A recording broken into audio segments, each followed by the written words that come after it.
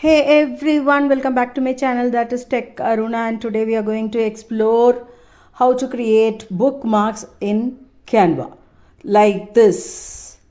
Without wasting time, let's move to Canva and what to create. Type bookmark. When you type bookmark, you will get so many options, that is aesthetic, quote, name, cute and simple. All those things are available. You can choose any one. There are so many templates available. You just have to click and paste it and get it done.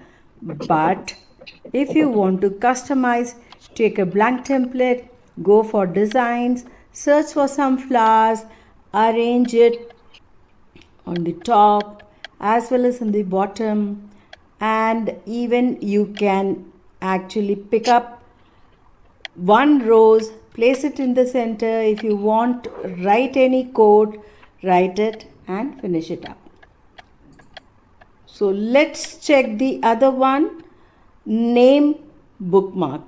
Choose a template, delete the name which is there and write your name, fix it, customize it, color it, whatever you want, you can do it, and you are done with the bookmark. So this is the easiest way to make the bookmark.